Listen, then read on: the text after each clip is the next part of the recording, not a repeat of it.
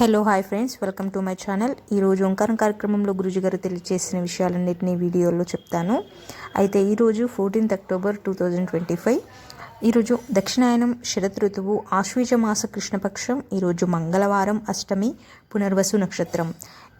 అయితే ఈరోజు మనకి గురుజీ గారు తెలియజేశారు ఏంటి అంటే, శుక్లపక్షంలో వచ్చే అష్టమిని దుర్గాష్టమి అని, కృష్ణపక్షంలో వచ్చే అష్టమిని కృష్ణాష్టమి అని అవుతుంది అనేసి గురుజీ గారు తెలియజేశారు. అయితే ఈరోజు మనము ఆ కాలభైరవుని నామస్మరణని మనం స్మరించుకోవాలి. అంటే కాలభైరవుని యొక్క నామాన్ని మనం జపించాలి అనేసి గురుజీ గారు తెలియజేశారు. ఈ కలియుగానికి అధిపతి కాలభైరవుడు. మనం ఎటువంటి శైవ క్షేత్రాలకు వెళ్ళినా, ఎటువంటి శక్తి పీఠాలకు వెళ్ళినా కూడా కాలభైరవుని టెంపుల్ అనేది ఉంటుంది. కానీ చాలామంది దర్శించుకోరు, అలాగే వస్తారు అనేసి గురుజీ గారు తెలియజేశారు. అలా కాకుండా కలియుగంలో మనం ఖచ్చితంగా ఈ కాలభైరవుని దర్శించుకొని రావాలి అనేసి గురుజీ గారు తెలియజేశారు. అయితే ఈరోజు మంత్రబలంలో మంత్రం వచ్చేసి ఓం కాలకాలాయ నమః, ఓం కాలకాలాయ నమః, ఓం కాలకాలాయ నమః అనే మంత్రాన్ని చక్కగా జపించాలి. ఇలా జపించడం వలన కలియుగంలో కలిగే కష్టాల నుంచి విముక్తి అనేది కలుగుతూ ఉంటుంది అనేసి గురుజీ గారు తెలియజేశారు.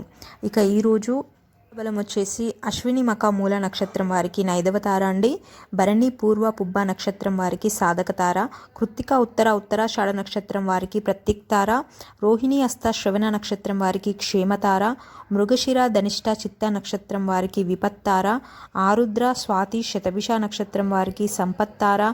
పునర్వసు విశాఖ పూర్వ భాద్రపద నక్షత్రం వారికి జన్మతార అండి. పుష్యమి అనురాధ ఉత్తర భాద్రపద నక్షత్రం వారికి పరమమిత్రతార అండి. ఆశ్లేష జ్యేష్ఠ రేవతి నక్షత్రం వారికి మిత్రతార అండి. ఈరోజు ఇది తారాబరం. అయితే రేపటి ఉదయం పూజ వచ్చేసి, రేపు బుధవారం నవమి వచ్చింది. సో రేపు శ్రీరాముల వారిని పూజించాలి. సో శ్రీరాముల వారి దేవాలయం ఉంటే వెళ్ళి చక్కగా 2 నెయ్యి దీపాలను వెలిగించి ఆ శ్రీరాముల వారికి 5 ప్రదక్షిణ చేసుకొని రావాలటండి. ఇలా చేయడం వలన వివాహ యోగం అనేది ప్రాప్తిస్తుంది. ఇలా స్త్రీలు పురుషులు ఇద్దరు చేయవచ్చు. లేదా ఇంట్లోనే శ్రీరాముల వారికి 2 నెయ్యి దీపాలను వెలిగించి విష్ణు సహస్రనామాన్ని పారాయణం చేసుకోవడం వలన వివాహ యోగం అనేది కలుగుతుంది. అంటే వివాహం గురించి ప్రయత్నాలు ఏవైనా చేస్తుంటే ఆ ప్రయత్నాలు ఫలిస్తాయి. అలాగే భార్యాభర్తల మధ్య గొడవలు ఏవైనా ఉంటే తొలగిపోయి భార్యాభర్తల మధ్య సఖ్యత అనేది ఏర్పడుతుంది. ఇది అండి రేపటి ఉదయం పూజ. అలాగే ఈరోజు యోగక్షేమం వచ్చేసి ఈరోజు సాయంత్రం అండి. అంటే 3 గంటల నుంచి 4 గంటల లోపు ఆ సమయంలో ఒక నిమ్మ పండును తీసుకొని శక్తిమాత అంటే ఏదైనా శక్తి దేవత దేవాలయానికి వెళ్ళి చక్కగా ఆ నిమ్మకాయని కట్ చేసి 2 నెయ్యి పోసి 2 దీపాలను చక్కగా వెలిగించాలి. ఇలా చేయడం వలన మనకు శత్రుజయం అనేది కలుగుతుంది. ఎటువంటి ఇబ్బంది పరిస్థితుల్లో నుండైనా బయటపడాలి అనుకుంటే బయటపడతారు. అలాగే అస్సలు అవ్వట్లేదు అనే పనులు కూడా చక్కగా జరిగిపోతాయి. లేదా ఇంట్లోనే లలితాదేవి ముందు చక్కగా కూర్చొని లలితాదేవి సహస్రనామాలను చదువుతూ కుంకుమార్చన చేసుకోవాలండి.